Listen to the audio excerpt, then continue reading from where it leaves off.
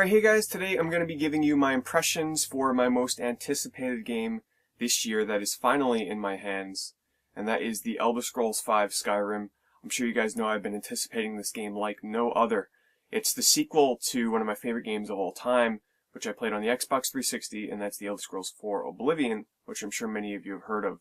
For those of you that are sort of unfamiliar with this series, it originated on the PC, and then it really started to catch its footing when it released on the original Xbox with Elder Scrolls 3 Morrowind, which was the first time I had played the Elder Scrolls series, which I'm sure a lot of other people, it was the same case, and that was the reason for me to own my Xbox. That game was unbelievable. These are first person, well, they can be played in third person, but I personally like them in first person best. First person, open world, fantasy role-playing RPGs, where, there's a main story, but you can totally ignore the main stories in these games and just go off and do side quests and play any kind of character that you want. So if you want to play a mage or a thief or a warrior or a combination of any of them, you can do that. And that's sort of been the whole process of this series over the years, and Skyrim has finally come out, and I have to say it has perfected that formula. I'll just start off by saying that Skyrim is, without a doubt, the best game I've played this year. The best game I played in the past couple of years. Quite honestly, I would probably, as of right now, put it in my top 5 games of all time. And I'll get into why that is. I've actually had thoughts that this may be the best game I've ever played. I'm going to see how that goes, because this is a huge, massive game. You can play this game for hundreds of hours. And so maybe down the line my opinions might change, but currently I am 40 hours into the game right now, and it's funny because you would think 40 hours into the game, why aren't you reviewing it? Because this game is just that massive. First of all, look at the strategy guide. This is the biggest strategy guide I own, possibly the biggest I've ever seen for a game. I got the collector's edition hardcover, but just look at this, and let's see, this book is it's 700 pages. And it's not just filled with pictures and stuff, but it is filled with nothing but, text. This game is massive. This is for all the side quests and all of the, different skills that you can learn in the game, all the main quests, the side quests, the armor in the game, all the statistics. This game is massive. When I first started the game, I went into this game spoiler-free. I really avoided videos. I only watched the few trailers that they released and the gameplay that they showed at E3, with the thunderstorm and the dragon that everybody saw. But that was the best decision I ever made. Going into Skyrim, spoiler-free for the most part, not knowing any idea of what to expect, how the game's going to start, environments in the game, cities, towns. And I had such a strange feeling playing the game for the first couple of hours. I was so anxious and so excited and so happy to be playing this game. I hadn't felt this in such a long time. I'm sure some of you out there with, series, when you get a new Final Fantasy game or a new Metal Gear or a new Grand Theft Auto, I was overwhelmed by just how perfect they had created this world. Because unlike Oblivion, where one of the biggest problems that they had going in that game was the dungeons and the environments in the game. Sure, it was a big, massive open world that you could explore, but it all started to feel kind of cookie cutter and cut and paste. The dungeons started to feel the same after a while. The very first dungeon that I got into in this game was 100 times better than any dungeon in the entire game in Oblivion.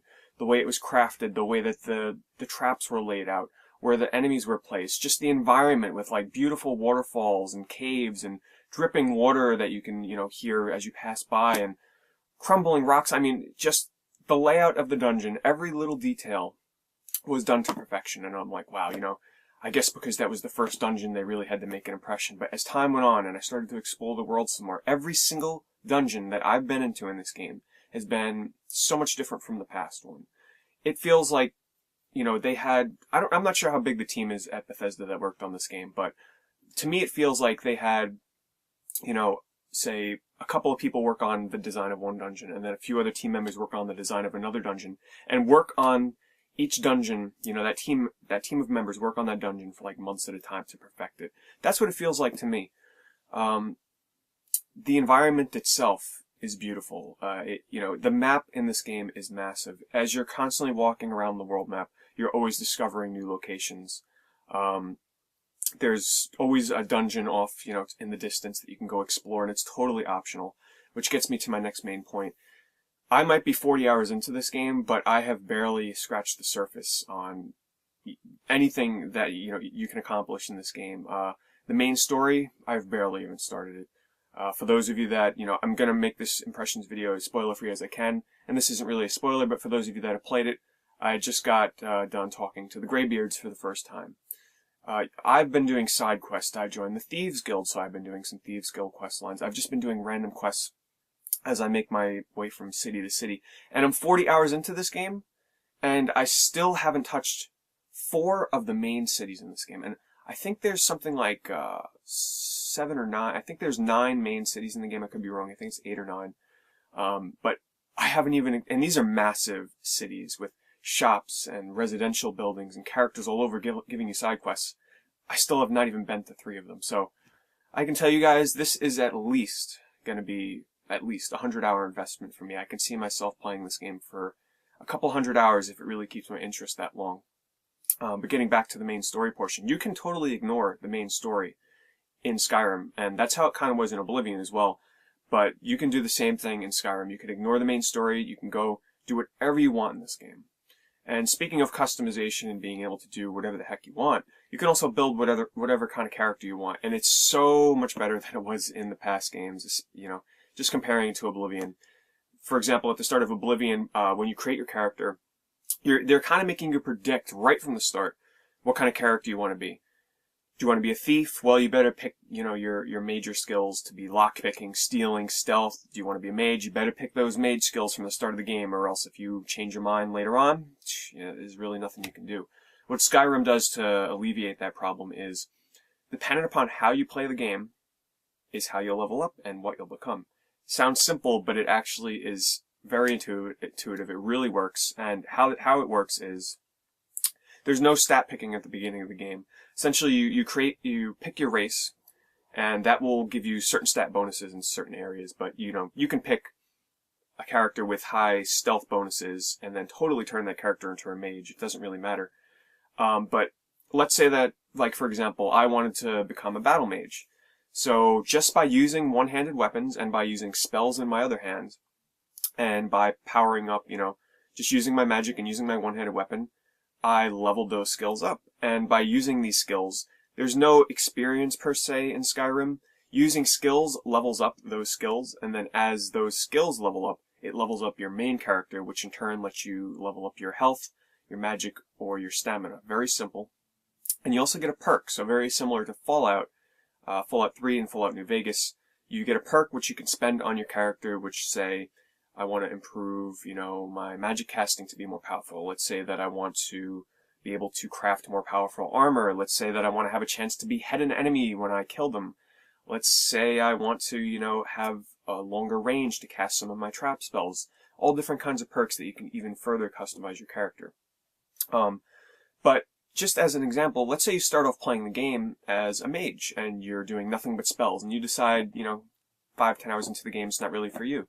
You can start using stealth skills, daggers, sneaking around, lockpicking, speechcraft, and your character will start to move in that direction. And, sure, you might lose a little bit of time spent, and you might have spent a couple of perks in some mage stuff, but you can totally switch your character class at any point in the game.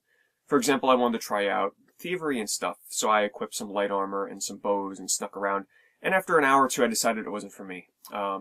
I didn't really invest any perks in it, so nothing lost. I got to try it out. I switched right back to my battle mage. So you really have a great sense of being able to customize and play the kind of character that you want, which is a huge step up from Oblivion, which sort of right from the beginning, puts you right down. You gotta pick what you want right from the beginning and stick with it. I felt so overwhelmed with this game. The first time I made it to the first town, there's so many NPCs, and they feel much more lively than they have in the past. Because in Oblivion, there was like 5 voice actors throughout the entire game for the NPCs. It was kind of silly. Whereas in Skyrim, they've hired like over 70 voice actors, and they're really good voice actors. So every NPC you talk to really sounds fresh and different and like its own character as they do their daily tasks. Like they might, they do a daily routine. So you'll see them exit their house, they'll go to bed, They'll come out, they'll do their work at like the sawmill, they'll go to their farm, they'll do some farming, they'll talk to other characters. This world is unbelievably crafted. Just the amount of detail they've put into it. I've spent hours in this game. Every time I go into a house, or even just a dungeon, but let's say for a house example, I explore every shelf. You can pick up books. There's hundreds of books in this game that you can read, and we're talking novels here. You can sit, if you read every book in this game, it would be like reading a book like this, a couple of these, But I explore every shelf, every chest, because you find little nooks and crannies where there's like a hidden gem that's worth a few hundred gold, and it's just so satisfying to explore these areas. And because you find quests, you might pick up a piece of paper that has a note on it that will start a whole quest line, and that quest line can last hours. Let's see. When you talk to the characters in the game now, it's not like it was in Oblivion, where, you talk to them and it quickly pans and centers the camera on them, and it feels very stiff and robotic and kind of takes you out of the mood of the atmosphere of the game. Whereas in Skyrim, there's no camera shifting, there's no like pinpointing on the character. You're still free to look around, and if they're really far away from you and you start a conversation with them, they'll be really far away from you. It doesn't like zoom all the way into them, so it's not that awkward. Facial animations and stuff, they're not perfect. Some of the character models look a little strange, but for the most part, they look really good. I want to get back to the towns though, the ones I've visited so far. My God, there's a town that feels like Rivendell from like Lord of the Rings, where you're set out on this cliff, this rock that's like overlooking the water. It's unbelievable. There's cities where it's, there's a lot of poverty, and because the Thieves Guild is in that city, so there's a lot of stealing going on. There's another town, Whiterun, which is the main city in the game, which is like the central city in the game for trading. And there's all different factions that reside within each city, and I could tell you, getting overwhelmed is an understatement, because you'll take on a quest, and that quest will be like, okay, go to this other city. And you actually do have access to every single main city in the game from the start of the game almost, because you can take a carriage and kind of go around. So you don't really have to walk around the entire map to discover everything. You can fast travel any way you want right from the beginning. So you'll get a quest and it's like, okay, travel to the other side of Skyrim. And when you get to the new city, you're talking to all the NPCs and they're giving you more and more and more quests. So, man, my quest list at times started to get really full, so I tried to eliminate quests one by one. And try and take it slow. That's why I'm trying to just stick to a couple of cities right now and finish the quest up in there. But what else can I say? The game looks gorgeous, which, by the way, I haven't mentioned yet, that I have bought it on the 360. I'm not really going to get into the specifics why I bought it on the console when I have a PC that could probably run it on max settings, but let's just say that I like the convenience of just being able to press the button on my Xbox, lay down, and play this game. Not have to worry about, anything else. And it does make streaming the game a little bit easier, which... By the way, you guys know I like to stream games on Twitch TV and stuff, but I don't like to stream Skyrim because I feel like I am in this world, like I'm invested in this environment, in this game world that they've created. I want to listen to the characters, I want to hear every single little drop of rain that falls in the dungeons. Like, I am totally into this game when I'm playing it, and if I'm streaming the game and kind of sharing this experience with others, and at the same time having to do commentary, it kind of takes me out of that world, as strange as it seems. Also, getting back to different skills that you can do in the game. I know I'm kind of jumping around here, but there's so much I want to talk about. I've created my character to be sort of a smithing enchanter, so I can craft my own items, and at the same time I can enchant them with spells and abilities. And this also levels up your character, so technically you can be a character that doesn't quite engage in a lot of combat, but you can still level yourself up really fast if you wanted to, if you just do smithing skills. Say you want to do alchemy or something. You can level up that way, which I wouldn't actually encourage power leveling yourself too much. Most people would be like, if they find out how easy it is to level when you do alchemy for the first time, they might want to level themselves up really fast. I'd avoid that though, because when you level up too fast, which, here we go, brings me to the next point in the game. One of the main problems in Oblivion was, and my main complaint really with the game, was the level scaling of the enemies. And a lot of people hated this, where as you make your way through the game, every time you get to a dungeon or an area or even past areas, the enemies level up with you. So in a way, it most people thought it defeated the purpose of leveling, because the enemies are getting stronger. What's the point of leveling? Really, the only point to it was learning new skills and higher level spells and getting more magic. What Skyrim does, it sort of still has that system in place, but it's much better implemented. So now every time you make it to a new area, it locks those levels of the enemies in that area. So let's say I enter a dungeon at level 10, and the enemies are too powerful there for me.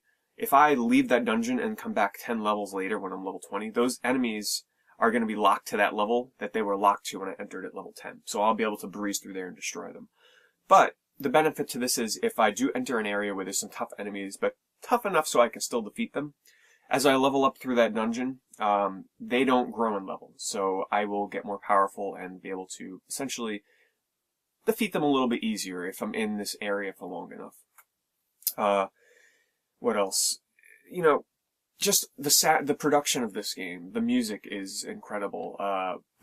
Once again, the voice work of the characters, and you know, there's not much more can be said about the game, but that it's just unbelievable.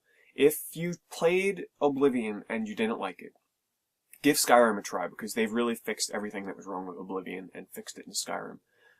The only reason I wouldn't recommend, or the only people I wouldn't recommend Skyrim to, are the ones that absolutely they cannot stand Morrowind or Oblivion or Fallout they can't stand it at all. If you can't play those games for the life of you, don't play Skyrim, because the mechanics for the most part are still pretty similar. They've just made some really big improvements. But other than that, guys, man, my time with Skyrim so far has been incredible. If I could play this game more than I have already, I totally would. But, you have to make a very big time commitment to it. So the 40 hours I put into it, I felt was good enough to make this video and sort of give you my initial impressions. And it's been nothing but good. This game, the way the world is crafted and put together, it is the most fully realized and realistic game I've ever played. You know, it feels like they've taken their lifetime to create this game. That's just how detailed this entire world is, and I just can't wait to see what's ahead of me, because, to be quite honest, I feel like I've only explored like 5 or 10% of what this game has to offer. So it's not, overhyped. Believe what you're hearing. This game actually has hundreds of hours worth of gameplay. But anyway, guys, if I went on anymore, I'd just be babbling on about how much I love Skyrim, and I'm just so happy to finally have the game. And if you guys can guess, yeah, this is definitely my favorite game this year, without a doubt. Time will tell if this will be my favorite game ever. I'm not quite sure yet on that, but definitely it cracks that top 5 without a doubt. But anyway, maybe in a few hundred more hours worth of gameplay, I don't know. Maybe I'll do a review, but for now, hope that suffices. Hope I've convinced some of you to give Skyrim a try if you were kind of on the fence. And, I'm curious to hear what your thoughts are. Did you play Oblivion? Did you hate it? Do you love Skyrim now? Is this your first time playing an Elder Scrolls game? Did you really like Oblivion, but you, for some reason, don't like Skyrim? Leave a comment below, or if you have a video response of your own, you can post that as well. I'd love to watch that. But anyway, guys, thanks for watching. Time to get back to some Skyrim.